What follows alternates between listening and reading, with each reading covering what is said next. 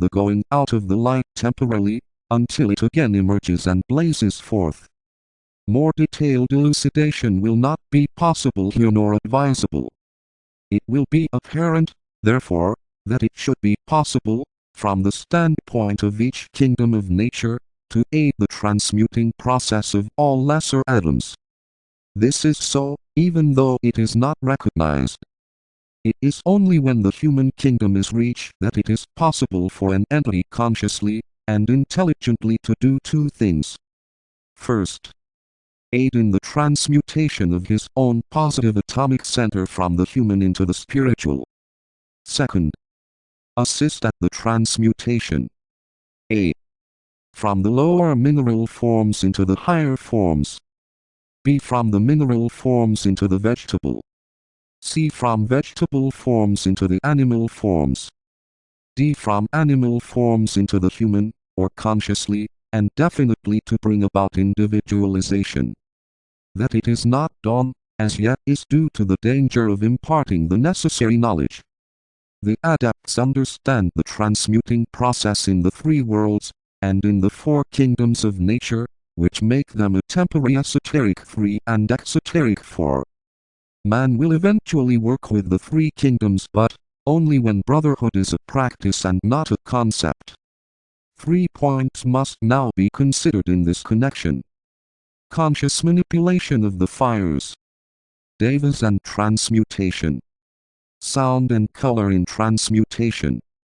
It is necessary here to point out, as I have done in other matters under consideration, that only certain facts can be imparted, whilst the detailed work concerning process may not be dealt with owing to the inability of the race as yet to act altruistically. Much misapprehension crept in, owing to this very thing, in the early days of hierarchical effort, to give out some of the wisdom fundamentals in book form, and this is bravely dealt with by HPB 160 Secret Doctrine as follows. 1.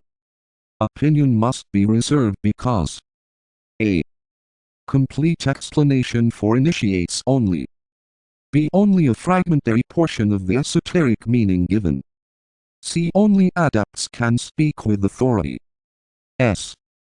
D. I. 188, 190. II. 55, 90. D. The teachings are offered as a hypothesis. II. 469. 2.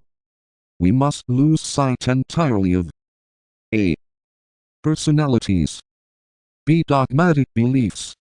C. Special religions. S. D. I. 3, 4. 3. We must be free from prejudice. S. D. I. 1. We must also A. Be free from conceit. Be free from selfishness. C. Ready to accept demonstrated truth. 4. We must find the highest meaning possible. SD. I. 487. 5. We must be also non-sectarian. S. D. I. 110. 6. We must remember the handicap of language. S. D. I. 197, 290, 293. 7. We must aim to become a disciple. S. D. 188. II. 246. II. 129. 8. We must eventually develop powers. S. D. I. 518. II. 85. 9. We must lead the life of brotherhood. S. D. I. 190. 10. We must remember that HPB makes no claim to infallibility. S. D. I. 25 Note 273. I. 293. HPB says, I speak with absolute certainty only so far as my own personal belief is concerned. Those who have not the same warrant for their belief as I have would be very credulous, and foolish to accept it on blind faith. What I do believe in is 1. The unbroken oral tradition revealed by living divine men during the infancy of mankind to the elect among men. 2. That it has reached us unaltered. 3. That the masters are thoroughly versed in the science based on such uninterrupted teaching. Lucifer, Vol. V. p. 157. The secret doctrine is no authority per se, but being full of quotations and texts from the sacred scriptures, and philosophies of almost every great religion and school, those who belong to any of these are sure to find support for their arguments on some page or another. There are, however, theosophists, and of the best and most devoted, who do suffer from such weakness for authority. Lucifer, Vol. p. 157.58, 161 Secret Doctrine, Vol.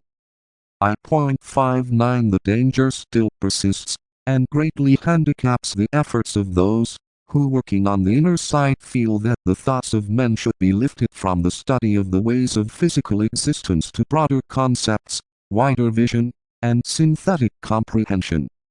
Indication only is possible. It is not permissible here to give out the transmutative formulas, or the mantrams that manipulate the matter of space. Only the way can be pointed to those who are ready, or who are recovering old knowledge, gained through approach to the path, or latent through experience undergone in Atlantean days, and the landmarks indicated hold sufficient guidance to enable them to penetrate deeper into the arcana of knowledge.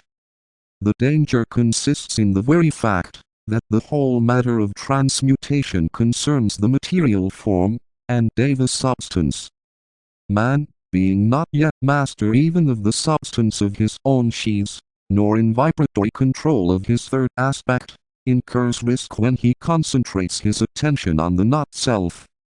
It can only be safely done when the magician knows 5 things. 1. The nature of the atom. 2. The keynote of the planes. 3.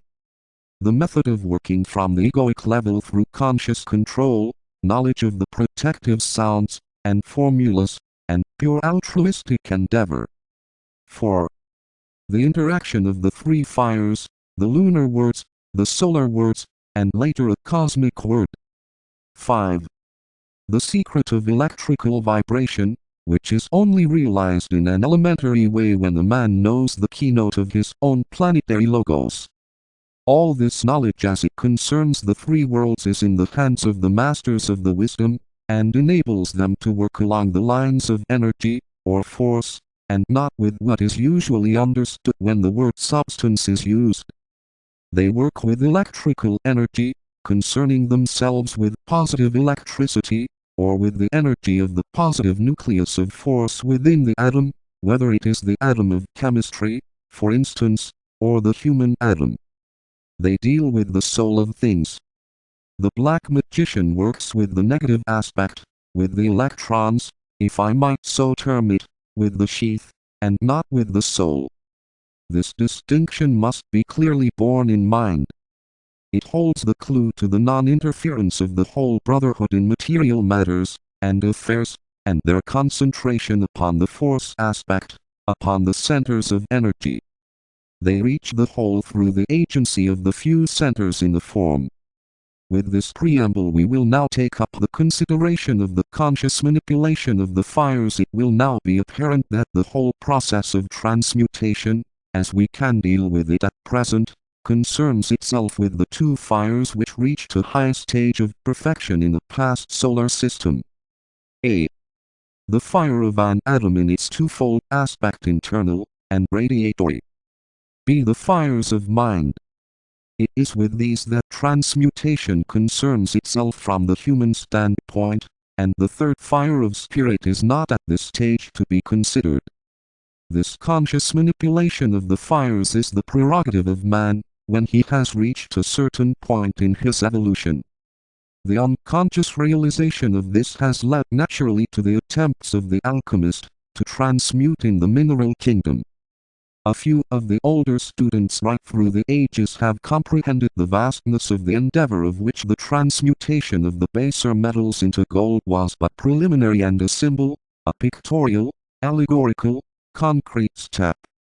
The whole subject of transmutation is covered by the work of the hierarchy in all its 3 departments on this planet, and we might get some idea of the matters involved if we study this vast hierarchical standpoint, getting thereby a concept of the work done in aiding the evolutionary process. It is the work of transferring the life from one stage of atomic existence to another, and it involves 3 distinct steps, which can be seen and traced by means of the higher clairvoyance, and from the higher planes. These steps or stages are: the fiery stage, the blending, fusing, burning period, through which all atoms pass during the disintegration of form. The solvent stage, in which the form is dissipated and substance is held in solution, the atom being resolved into its essential duality. The volatile stage, which concerns primarily the essential quality of the atom, and the escape of this essence, later to take a new form. Radioactivity, prolique solution, and essential volatility might express the thought. In every transmuting process without exception, these 3 steps are followed. Occultly expressed in the old commentary, they are thus stated: the fiery lives burn within the bosom of Mother. The fiery center extends to the periphery of the circle, and dissipation supervenes and prolique peace. The sun returns to the bosom of Father, and Mother rests quiescent. The masters, in concert with the great Devas, concern themselves with this transmutative process, and each department might be considered as dealing with one of the 3 stages. The Mahachohan's department in its 5 divisions deals with the burning of the fiery lives. The Manu's department concerns itself with the form, or the ring pass knot which encloses the burning lives. The Bodhisattva's department deals with the return of the son to the bosom of the father. Within the department of the Mahachohan, a secondary division along these lives might be outlined. The 7th and 5th rays are occupied with the return of the son to the father and are largely centered in pouring forth energizing power when it becomes necessary to transfer the life of the son from an old form into a new, from one kingdom of nature to another on the path of return. The 3rd and 6th rays deal with the burning of the fiery lives. The 4th blends the 2 fires within the atomic form. It will be seen from a close study of these subdivisions, how close is the cooperation between the different groups, and how interrelated are their activities. The work of the hierarchy can be interpreted always in terms of alchemy, and their activities deal with the 3-fold transmutation. This work is carried on by them consciously, and supervenes upon their own emancipation. A master transmutes in the 3 worlds, and principally concerns himself with the process upon the 18 subplanes, the great field of human evolution, and with the passage of the life throughout the dense physical body of the Logos. The koans of the 6th initiation work in the 4th and 5th ethers of the logoic etheric body, the Buddhic and Atmic planes, and deal with the passage of the life of spirit from form to form in those worlds, having in view the transmutation